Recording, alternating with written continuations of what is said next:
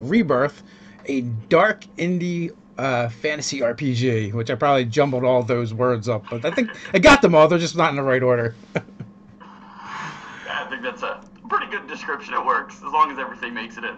Yeah, so you had reached out to us and asked us if we would take a review of it. I said, we could do one better. You could come on and tell us all about it, and we'll share that with the audience and take it from there. So, how are you doing this morning? I know it's early over there. Well, I'm doing great. I mean, it's the first day. It hasn't rained in about a week, so that's good. To not get rain in Oregon is always nice. But things are going good, and thank you for the opportunity as well. I mean, we've been checking out your videos, and things are looking great, and we're happy that you're giving us this chance to talk about the game on such a bigger scale. Well, we are all about RPGs. I mean, we play a lot of fifth edition Dungeons and Dragons, and I feel like there's always going to be a soft spot in our hearts, personally, for D&D, just because it's what we kind of like grew up with. But at the same time, we do like to kind of venture out and check out some other games. We, for the longest time, we would have a GM that would take a week where he would run a different system, and we really like that. We like having the ability to offer it to the fans so they can see something a little bit different than D&D. So, with that, we like to diversify it a little bit. The biggest problem is there's just not enough time. So many games, so little time. Oh, I totally get it. I mean, I'm in the same spot. I got my first game. I remember doing. I started with 3.5, and it's so hard for me to leave 3.5 now because it's got such a big warm spot in my heart.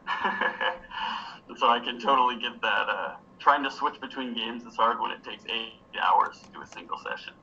Yeah, yeah. Well, and the other thing too, like an RPG book, is is like 400 pages. So, How did Rebirth come about? And I guess like, what's the elevator pitch? What is Rebirth? So if I were to give an elevator pitch, I would say that it's a dark fantasy RPG. It's very, very dark.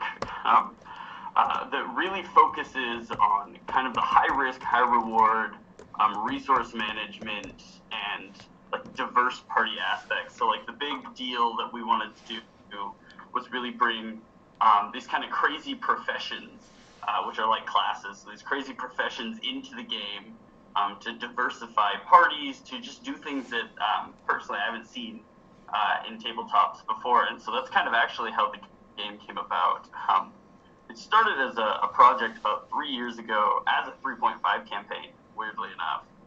But I really wanted to do this campaign in a really specific setting, and I just couldn't make it happen in any system. And I'm not a huge fan of some.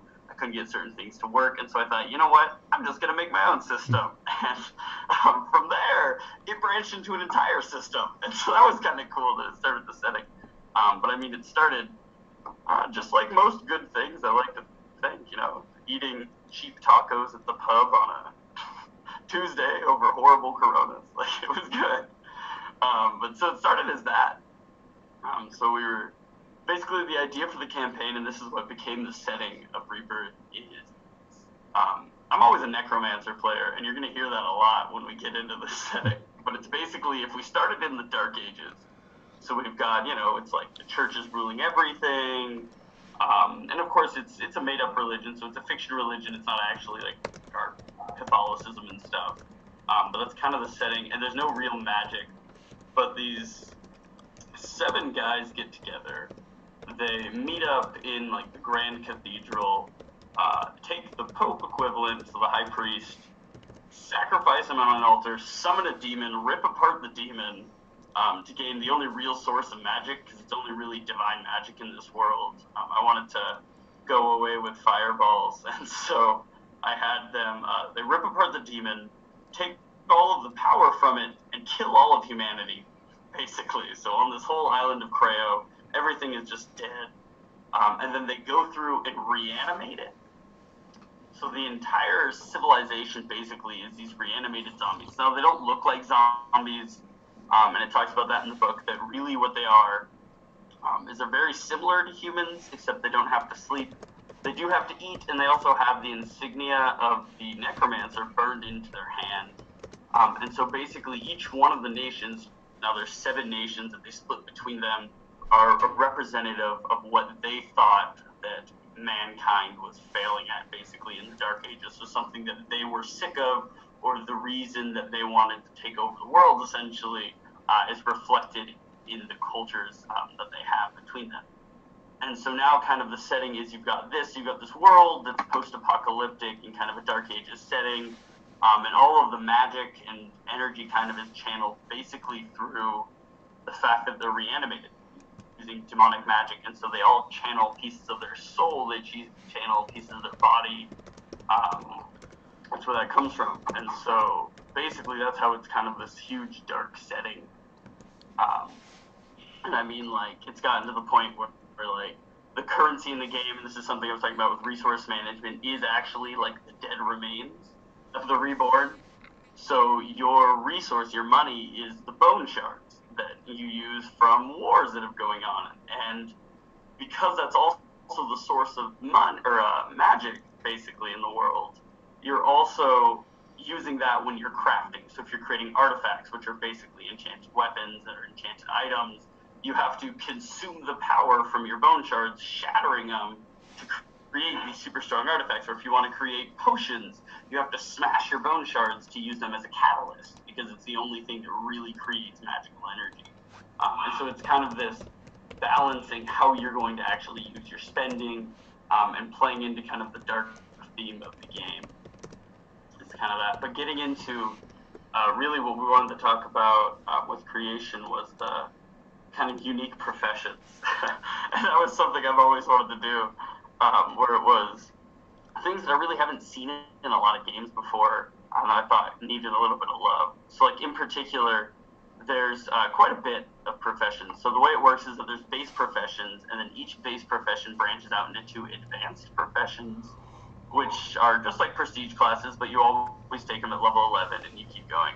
But a good chunk of them are crafting. So you don't even do that much during combat. I mean, you have abilities to help during combat, but you exist purely to like create the best enchanted items ever and buff your party in more of a non-direct way, and to kind of get that role-playing aspect into there. And that's something we wanted to focus on, as well as really buffing the heck out of support classes, because I'm also a diehard bard at heart.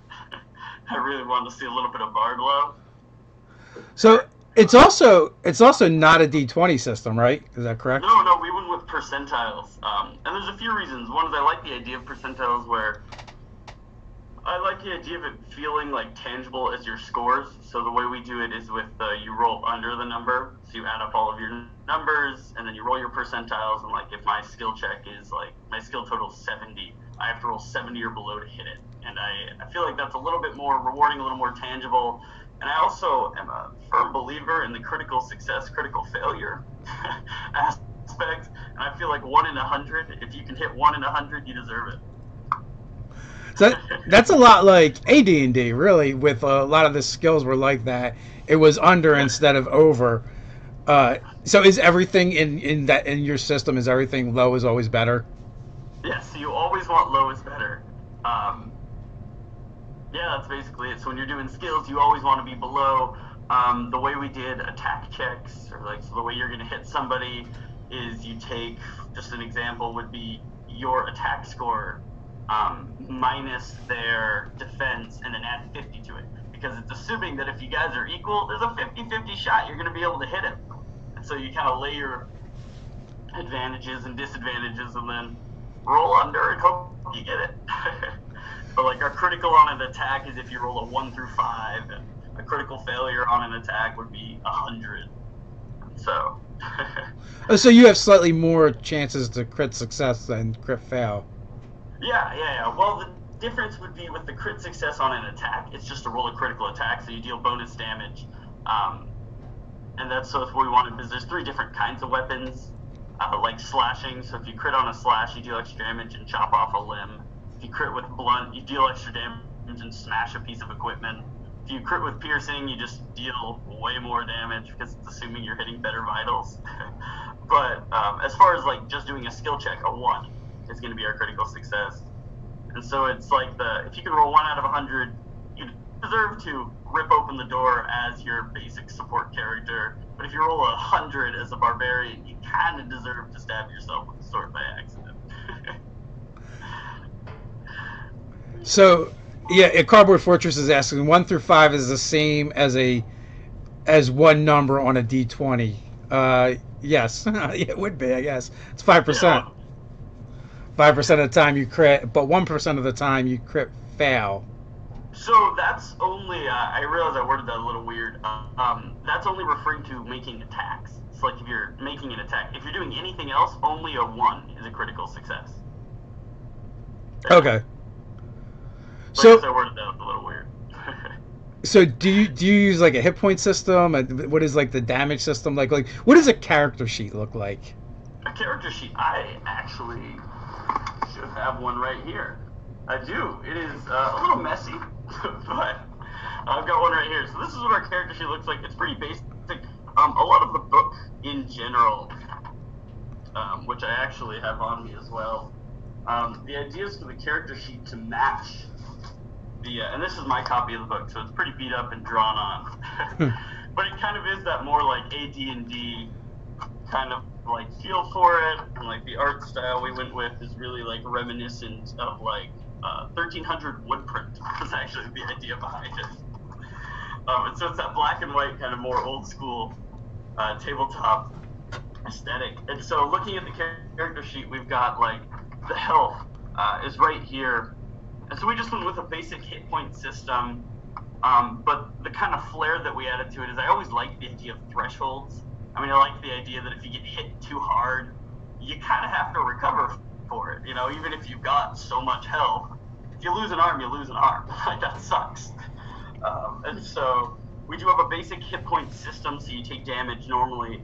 But if you take over a third of your health, you have to roll what's an endure skill check. So you just make a certain skill. And if you fail it, you have to spend a turn recovering from shock. If you take over 2/3 of your health at once, you're knocked out for the remainder of combat because, I mean, your body seizes up. So, real quick for people just joining us, and because we're not on Facebook or on YouTube like we normally are, so this is Micheal Hansen with the Rebirth team with the Rebirth game. It's an indie RPG, dark fantasy. So just for if you happen to be just joining us, we'll have to get the titles and everything switched over as soon as possible. Yeah. So how many stats are in the game? So attribute-wise, we actually decided to go with 9. And this was a pretty risky call, we realized in the beginning. But the idea is that you have 9 attributes, but they're actually split into 3 different groups. So you have your body attributes, which are, they're your basic strength, dex, con. And then you've got mind attributes, which are will, wit, and wisdom. And then you've got spirit, so it's body, mind, and spirit. So we're playing in kind of the soul aspect of the whole game. And that is your charisma, attunement, and tenacity. And the way they work is, basically it works kind of similar, so your skill checks are decided by their governing attribute, and your attack checks are decided by your governing, or the weapon type, so the type of damage you do, so like a slashing attack will use your strength, a piercing attack will do dex, and a constitution will be used for a blunt attack. But where the system shines, and it's the reason we decided to do it in this manner, is that some of your skills, or some of your like save scores, for example, or like your defensive score, will, rather than call for a specific attribute, will call for your endurance, intuition, or force attribute. And so the way it looks is kind of like a grid. So, I mean, using the character sheet I have here, so we've got like the body, mind, and spirit, and then it goes downward like this. And it's decided in the beginning, when you make your character, you choose your primary tree, so body, mind, or spirit. And then those skills, so all the skills governed by attributes in that tree, will get huge bonuses, because that's kind of what your character's about. But also, whenever it calls for your intuition attribute, your force attribute, or your endurance attribute, you're going to want to use the one that's in your main primary tree. So like, I mean, looking at the way the chart was set up, so like if I chose body as my primary attribute, looking at the character I've got here, which is actually the character sheet we had for a character creation tutorial that we threw up on the website. So if you want to check that out, if you're a little more curious about how a character actually goes, there's that. So like if I chose body as the primary attribute and it calls for my force, you just kind of grid it down and okay, it looks like strength is going to be my force attribute. And it's that way, you kind of have the ability where it's, even if I'm a support and I focused basically entirely into attunement, which is how aware you are of the world, so observation checks, composure, that kind of thing is all attunement.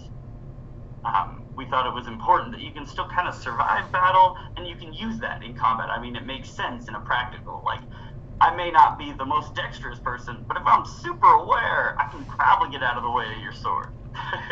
So, the Mighty Hob wants to know what the professions are. So the professions is classes. This is a word we decided to use for classes. And there's actually a huge list of them. So because there's 7 different nations in kind of the context, the professions are actually kind of positions that would exist within each faction. And so we've got 14 base and 28 prestige.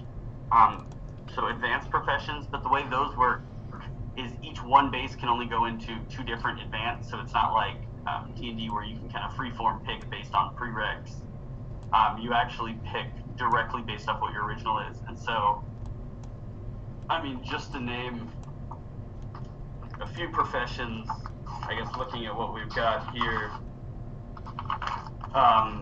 like for one of the nations, they are basically this political utopia, because the necromancer, what he hated about mankind prior was how convoluted and how corrupt government and everything had become. I mean, looking at the Dark Ages. And so what he focused on is creating this kind of perfect form of government bureaucracy. It's just the epitome of everything going convoluted yet perfectly organized and perfectly documented.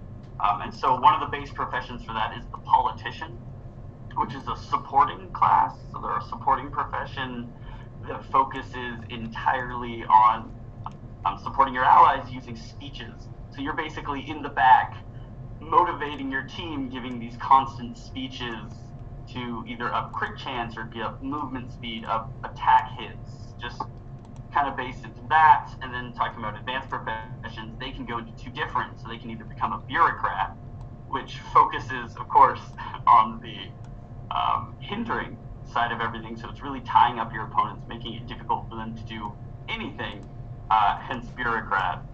And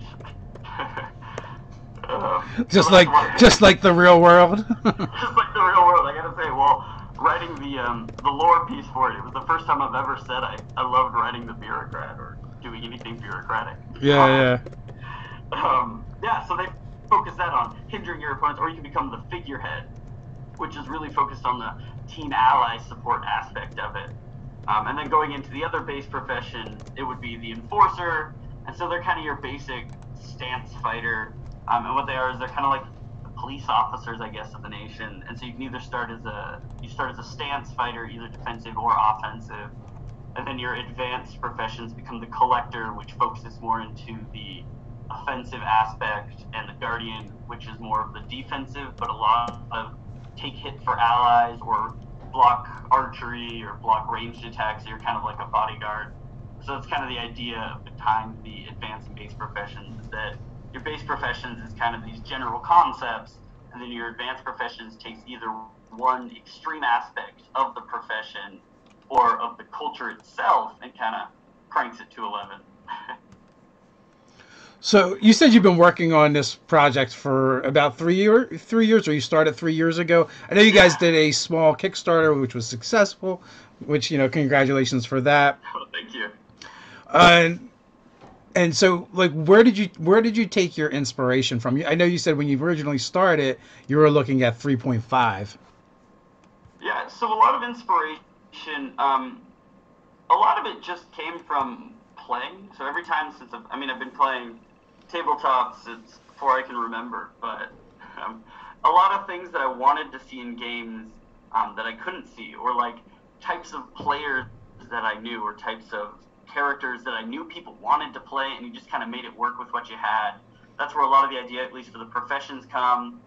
For a lot of the systems, so like crafting is incredibly important. Like I have professions devoted entirely to crafting, and a lot of those came from either just trial and error, so coming up with a team, or a little influence. And I know there's some influence outside, whether I'm aware of it or not, from all the things I do. I mean, I've clocked over 1,000 hours probably into Morrowind, so I'm sure there's something convoluted from there that's been dragged in and that kind of thing. But like an example profession I can think of is actually the tactician, and so it's an advanced profession of the bard in the game. And the bard in our game is more of a role-playing class, so it's less of a musician party buff and more of like a smooth-talking charisma class. It's all about. Is it still called Bard? It is. It is still called the Bard. Because you still tell stories and you can perform, but like one of the abilities the Bard has, this is one of my favorites, is they can make a check. So you just make a regular like perform check, and if you succeed, you can within 10 minutes rile up an entire crowd in the middle of a town.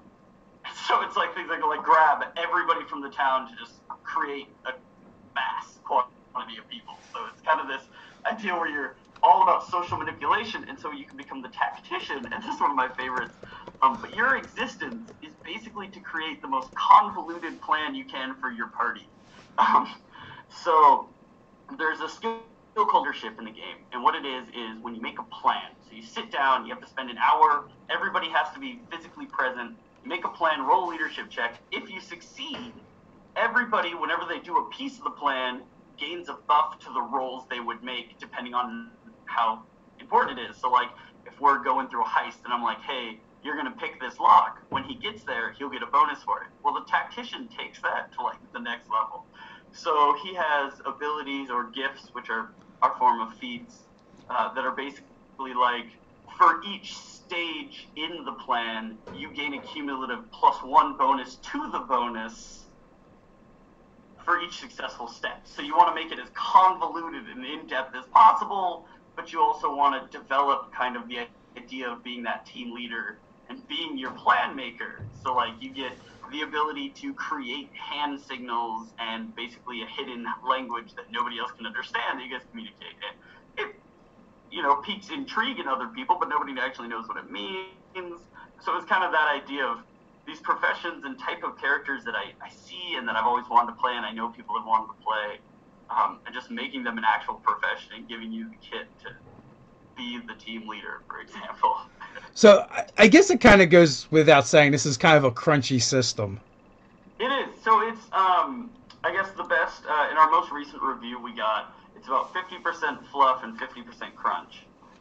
So it's got a lot of lore interweaved within everything, but it can get a little crunchy. It definitely is more of, a lot of my personal experience with gaming comes from, so like a lot of older Morrowind, I guess, is something I think of, or like old 3.5, which was one of the crunchiest of systems, and things like that. A lot of my inspiration comes from, so it has a little bit of crunch to it. So are you going for kind of like a simulationist kind of vibe with it, or what is your intent? So it's less simulationist. It's more. I like the idea of it being just a difficult game. It is true. It is crunchy, so it is more geared towards people who played more RPGs. And the kind of idea is that it's because there's some aspects that are kind of simulation-y. So like the shock factor we have with the endure checks or the thresholds. But the idea really is to just kind of challenge players. It's kind of put you in this really difficult, dark world and say, hey, can you make a cohesive party out of these kind of bizarre, fun professions that have just weird, unique abilities, and see how you can go? And that was kind of the idea, is to create just something that gives a feeling of professions and gives these kits that aren't available in normal places. So, like when you're kind of like describing the world, it seems it seems very post-apocalyptic. Yeah. So it's pretty post-apocalyptic. but more post-apocalyptic 1300s. So it's not like Fallout post-apocalyptic. Mm-hmm. It's like the world has ended, but it's not actually destroyed, because where the setting itself takes place is it is technically post-apocalyptic because everybody is risen dead. So you're all essentially reanimated. You're reborn. That's the name of the game. And but it takes place 200 years after the end of the world. And so at this point, civilizations have started to rebuild. We've got these magnificent cities. We've got these huge cultures, and it really depends on which nation or which faction that you spend your time in, the level of development since. But based off of kind of the ideals and the philosophies behind each nation, it's pretty either post-apocalyptic like Mad Max style, or normal civilization after the end of the world. So the Mighty Hob has a question. As a GM, how do you present adventures in this system? You talk about the party forming a plan at the start of the session. How do they find out what to make a plan for, or do you adventure along until the quest appears, then the players make a plan? Okay. So talking about the plan, so that's actually just a specific skill that we got. So that's when I was talking about the tactician profession. But the way the plans work is they're actually in game. So you're not making them as a party; you're making them as characters. Or you're not making them as like players; you're making them as your party. So what it is, for example, if we're in game and our quest is go steal this thing, our players will sit down, spend the in-game hour creating this plan, and that's where it comes from. So it's actually the in-game plans that you're making. So it's you make them as they go, and maybe your plan won't go to work or go like step for step, because that can obviously happen if your DM is good at throwing twists your way, but stuff like that. But as far as the campaign go, there's actually a few ways that you can go about the story creation. So there is a general conflict in the world. So it's kind of this prophecy that happens. So as I said before, all the power comes from this demon that they basically ripped apart. And each necromancer has a piece of the demon. And so the 4 countries in the north, so the 4 nations of the north, are the lawful nations. There really is no evil or good or neutral. It's just lawful and chaotic, but even that is just for the sake of their sides of the war. And they're trying to keep nobody from ever getting the pieces. So they don't want anybody to ever have all of the demonic pieces, because then you essentially become like a mortal or an immortal god. And they'd rather keep the power devised how it is. Whereas the 3 nations in the south decided they're going to overtake the north, take all their pieces, and then they'll fight it out amongst themselves and they'll figure out. So there is kind of this constant war based off of, it's basically a mega war of attrition, given that they're all undead. At all the borders, there's the mercenaries going out, there's these hidden forces, but there's this kind of overarching giant war that's constantly going on this nation, or in this country. And so that is one plot point. So I've seen people do campaigns with that. I've done campaigns with that. So we'll have like one side, they'll be a group of mercenaries that are hired by one side of the army to go do X, Y, Z. Or the other route you can take is just kind of a questing route. So I ran a campaign, and this is the campaign, just the first piece of it at least, that we have actually on the website, because we decided we were going to release all of our content outside of the book free.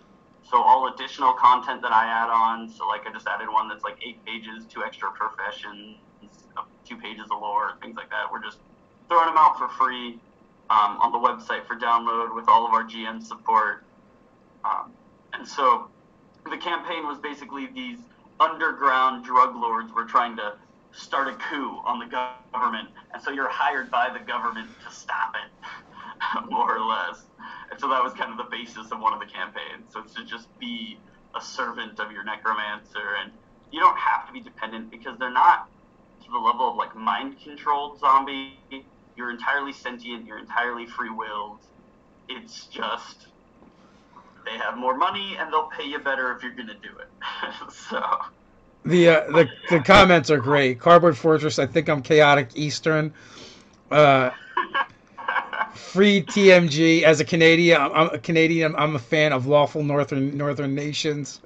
Oh, good, good. Kiveric has a question. I'll get Yeah, to what you in got? a moment. But so really, it's like the game is a post-apocalyptic zombie apocalypse set in the 1300s, except for you are the zombies. You are the zombie. You're 100%. I mean, you don't look like a zombie, but you are. You're a reanimated dead.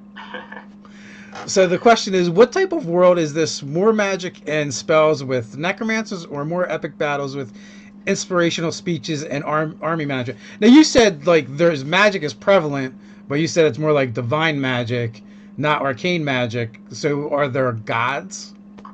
We actually threw a little lovely paragraph, and this is something that'll come up because we're also working on, I mean, between the add-ons and between all the content we're creating and posting up, we're also working on just a bigger book to help advance part of the story.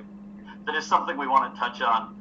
But right now, as far as the lore goes, there's a few paragraphs that talk about how once the gods, so Alice is the name of the gods, Alice, when they saw what happened to mankind, they basically just cut the bridge and abandoned everything. Like they realized, well, they've killed everything, so we're going to let them go do their thing. And so they just kind of abandoned Creo, which is the name of the planet, basically. And so, yeah, that's where it comes from. But as far as cutting out magic goes, so all of the magic that comes in, as we were saying, is divine. It's actually less godly divine, and all of it comes from the demon, basically. So he's like the source hub of power. So it's all pieces that have been ripped off this demon and then reanimated, and it's all that necromantic magic.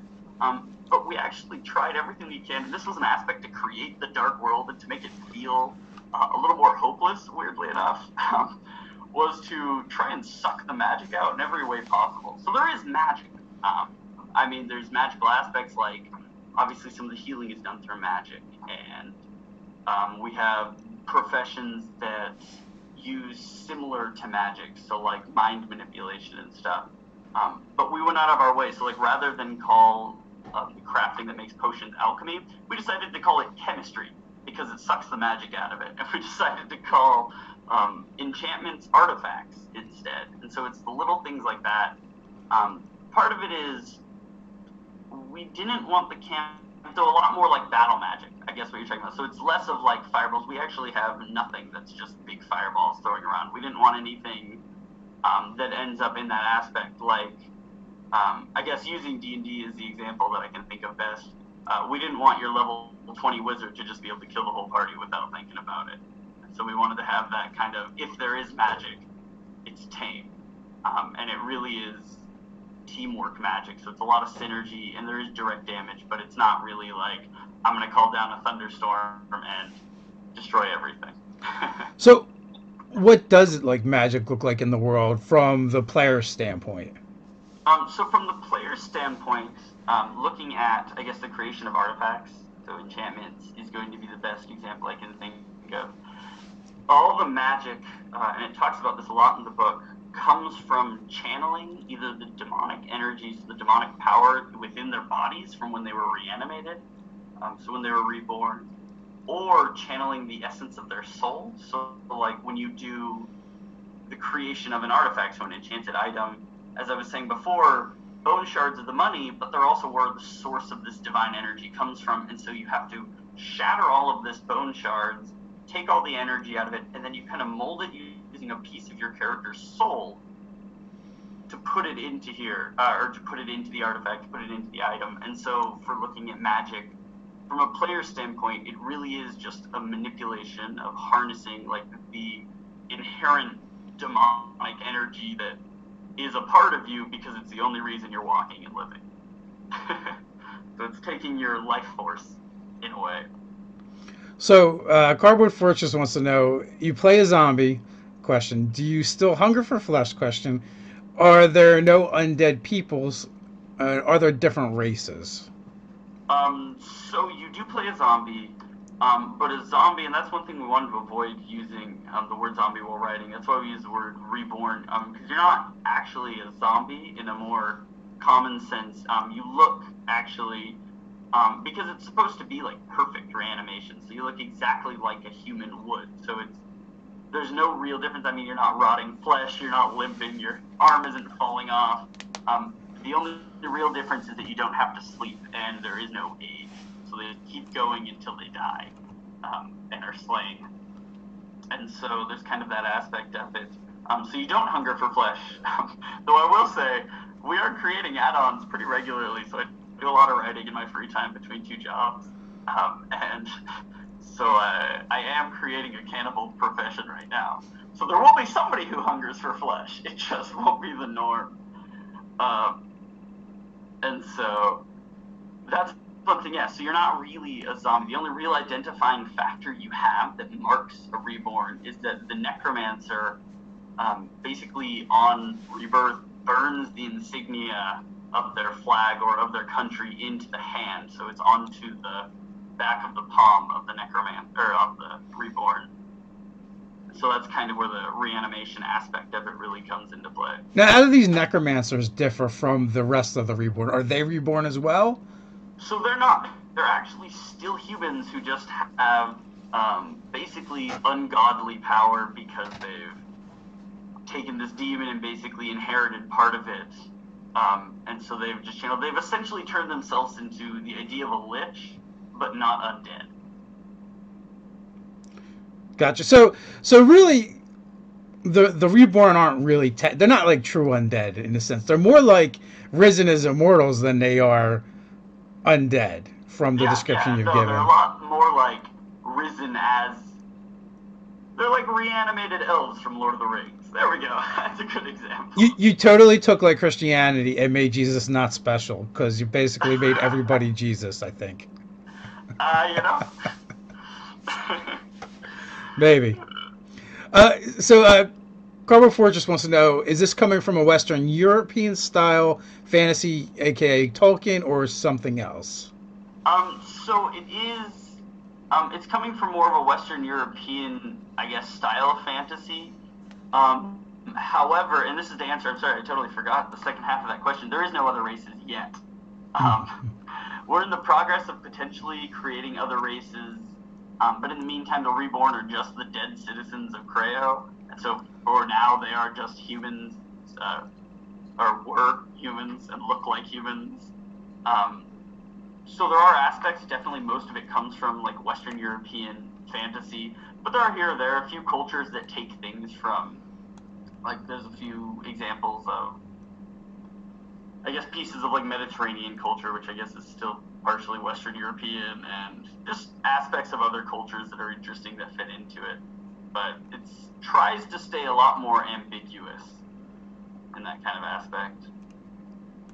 So the Mighty Hob has a good question. These bone shards are from this magical demon, right? Doesn't that mean it's a resource that will eventually deplete it? And even you said yourself have said, like the regions to the south, they want to scoop it all up, where the north they want to keep it dispersed. So the bone shards aren't a piece of the demon. I'm sorry if I said that weird. It's all of the necromancers have one piece of the demon, and so like they cut up. So like one of them has the heart of the demon, so he cut out the heart. The bone shards are actually just the dead remains of the reborn. And it is, so to address it being a finite resource, because we were talking about that during creation, there is a small remainder of humanity left in the southeastern corner of the map. There's this island where what's left of humanity basically exists in barbaric standing as little village. They've degraded back down.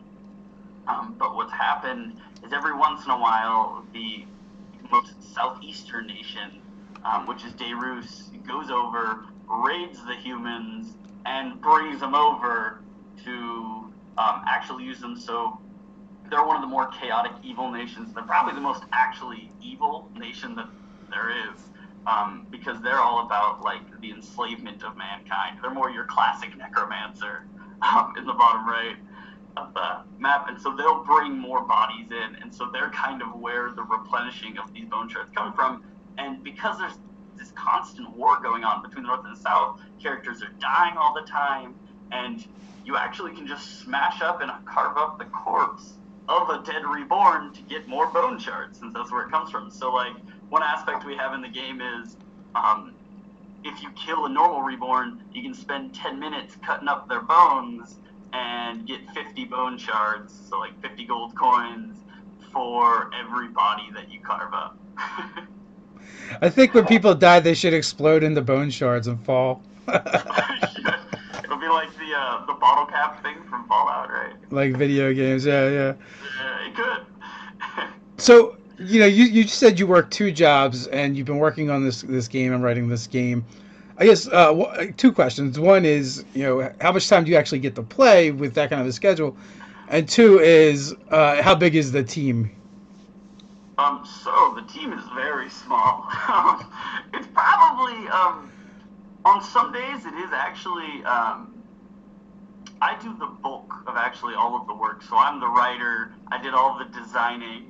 I did most of the creation. When it's the team, I've got two people that I work with from a creative standpoint. And so we get together, we do balancing together, we balance with other party members.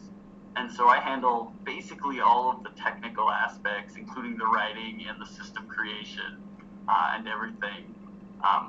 But they're more there for, we use creative aspects in getting together, which sounds potentially like something, but so that's that. And between two jobs, I actually do get a surprising amount to play. I like to play at least once a week when I can play a tabletop. So if not this, we play something else when we can. Because my jobs are very weird. So I work at a library and I work till midnight every night. So I work the graveyard shifts that we talked about. But then I'm also a substitute teacher. So I work at a high school as a teacher. I'm sorry. It's good. It really teaches you character. So, as the owner of a couple teenagers, I'm sorry. It tests your willpower. That's fun. But so yeah, I get time where I can. Just try to fit it in whenever. Do as much writing as possible. So Kuvaric, this could lead to a lot of player-on-player deaths. I need more shards for this spell. Sorry, Timmy. Well, so that was actually a part of the inspiration for this comes from player-on-player kills. Weirdly enough, so there was a campaign. It was way back, so about 7 years ago.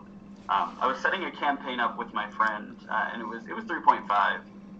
And we both ran two different parties. We both ran two 4-man parties, but we would run it in the same setting at the same time. We would just do it in different rooms, and then every once in a while, we would clash, and the parties would try to kill each other and see who would be the last party standing. And so they were these opposing parties.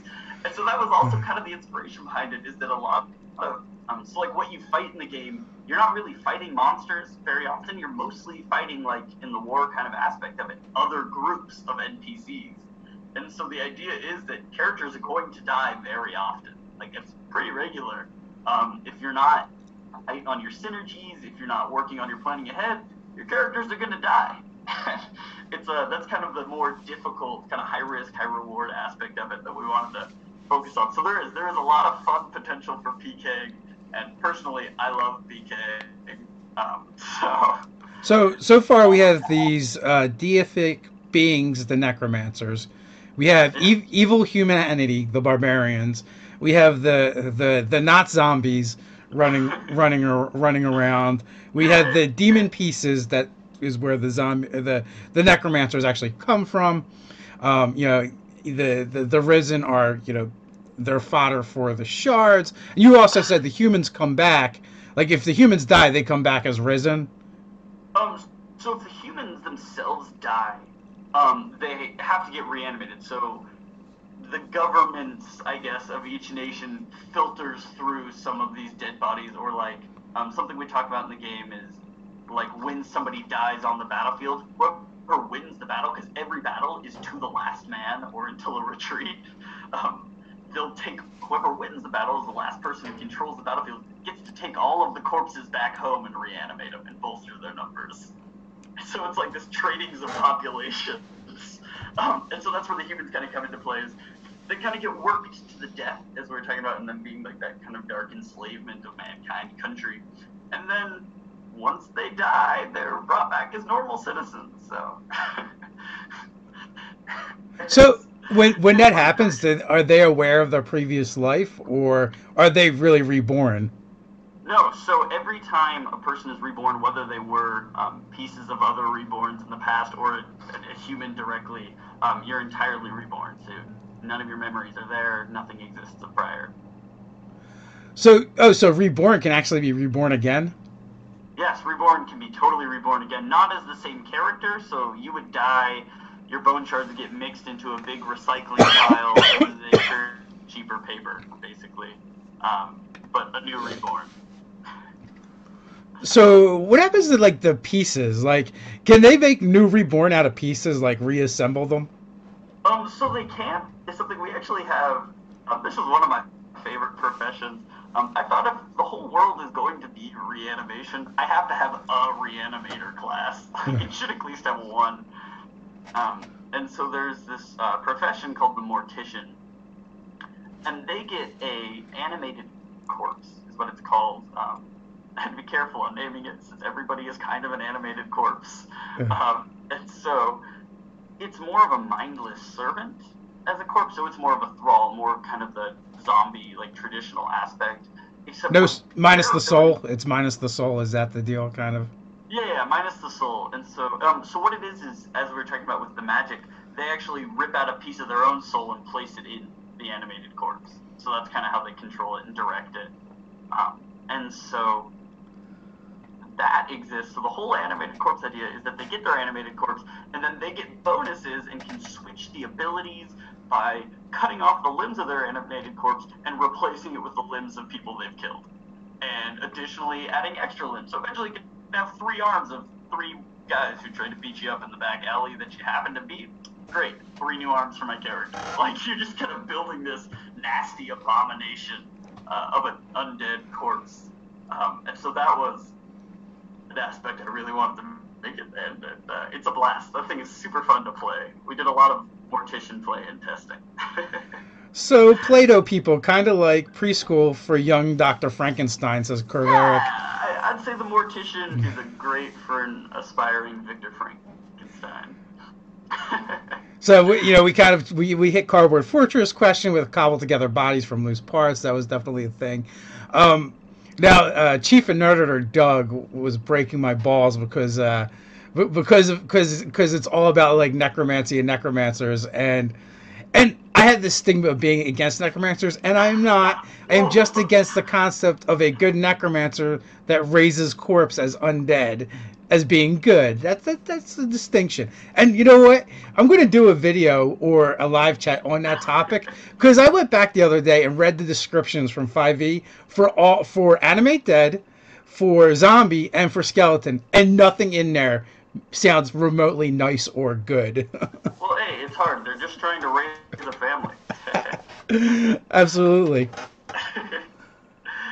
Yeah, it's So I guess to look at some of the ideas is the way we tried to balance that and to justify. First of all, there is no really good and no really evil because they're all inherently bad, but it's kind of based off the idea that everything is bad because you're going from this Dark Ages Inquisition regime to these necromantic nations that might be better. So, like, one of the examples, and this would be our lawful nation, would be Neroon, or Naroon, is what we call it, and they focus entirely on the preservation. So they're basically like a society of historians who create these giant libraries and vaults underneath the snowy mountains in the areas they live.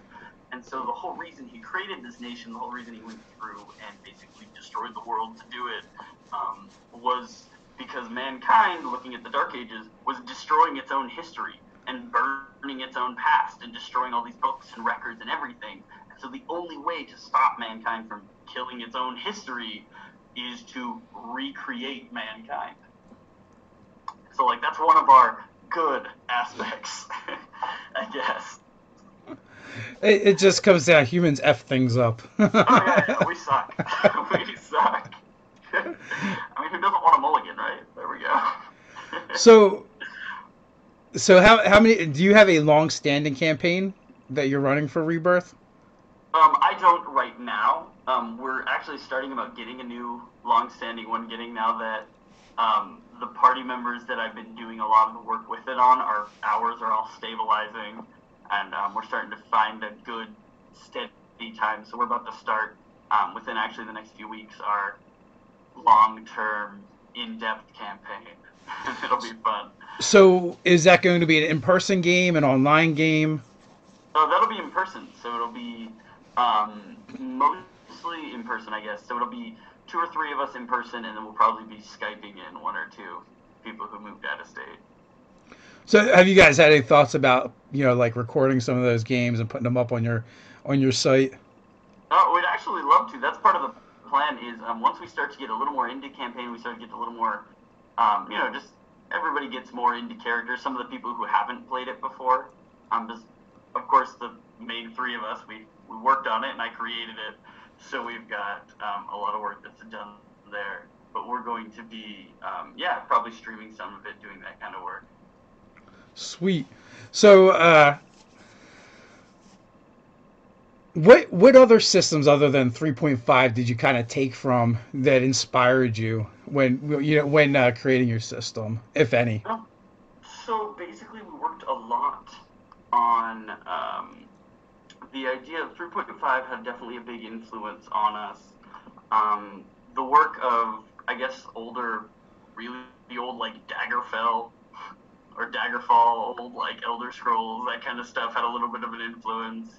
Um, and then besides that, it was actually a little bit of, God, I cannot remember the name of the system. But it was this superhero system, weirdly enough.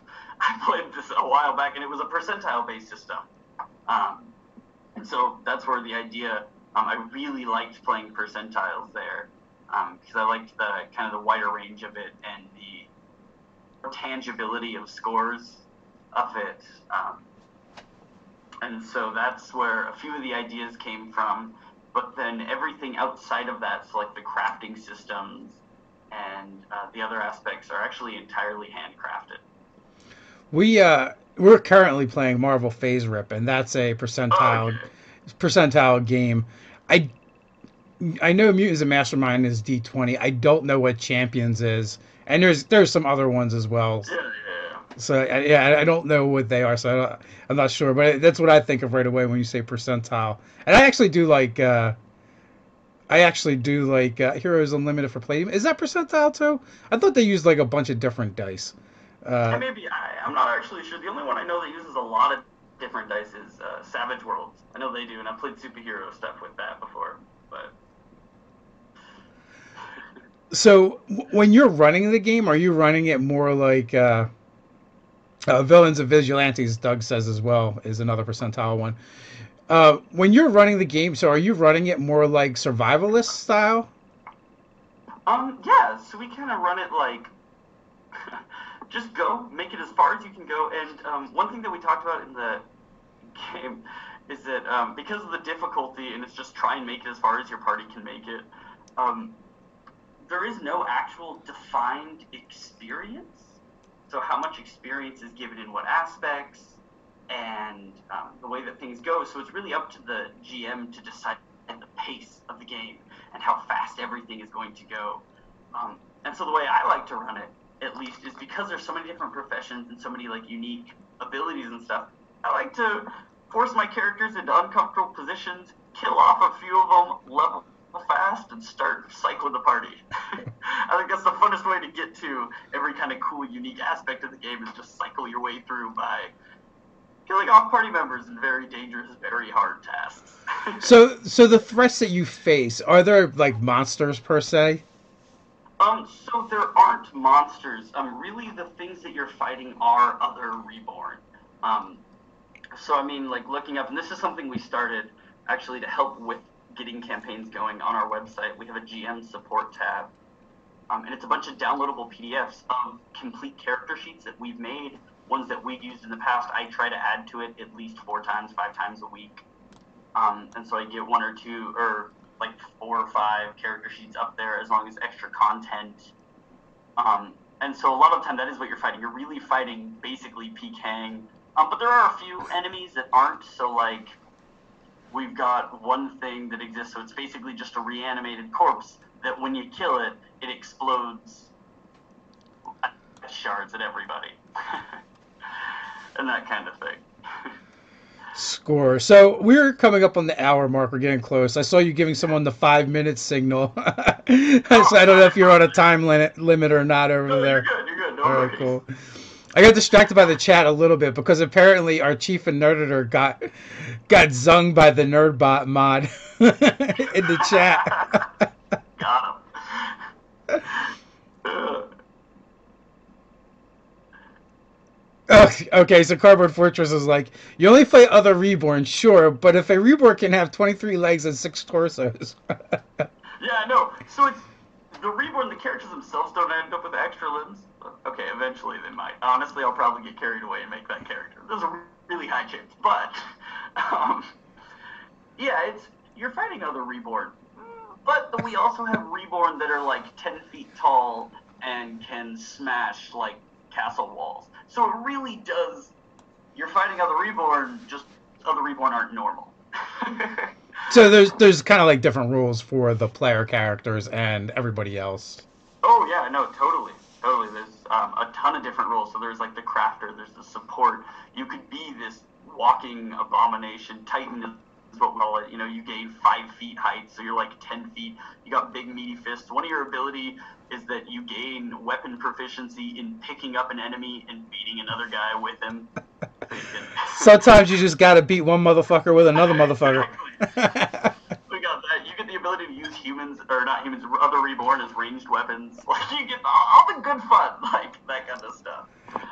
And so it really takes that kind of aspects and pushes it. So, our chief and nerdator, I'm going to imagine he's at work in the teacher's lounge. Other teachers are off camera, are like, why is he talking about demons and cannibalism? Well, they haven't spent enough time in a high school. Otherwise, they know. So, with that, we're going to wrap things up because we are right on the hour mark, and we like to keep it like right at the hour. So I want to thank you for coming on, guys. As always, the links are in the description on YouTube, but unfortunately that's gonna go away. But we're going to get this video back up on YouTube. It's on Twitch. It's on Facebook. So we will definitely have the video. We're gonna put it up on YouTube. We'll get the information out there and make sure people can find your site and everything. So I will put the links in the appropriate places for you guys, so you can check it out. And thank you so much for having me. Oh, sorry. Thanks for coming on. No, parting words. What do you, if you want to leave people with something? Yeah, I would encourage you to check out the game if you really like the kind of games where you push limits, and you revolve player synergy and playing things you really haven't experienced before. And I mean, it's things I've never seen in tabletops before. They may be scattered here or there. If you really want to try and push your players, I would really highly encourage checking out the game. It's fun. You can check out our website, rebirthroleplaying.com. We focus a lot on additional content and doing releasing basically GM support, and we're also doing content just to keep the game live and keep it flowing. And no matter how much we do testing, there'll always be things we miss. So you never have to rebuy the book. Anytime we make patch notes or fixes, we just post them up there, and you can just print off the page and drop it in your book, or you can do whatever you'd like. It just tells you what paragraphs to page. You know, we're all about free additional content. We're going to be releasing it at least once a month over the next few months. So feel free to check it out and see if it interests you. And thank you so much for listening. Thank you. I'm just laughing at the chat a little bit. Thanks, guys, for hanging out with us today. Sorry about the technical difficulties.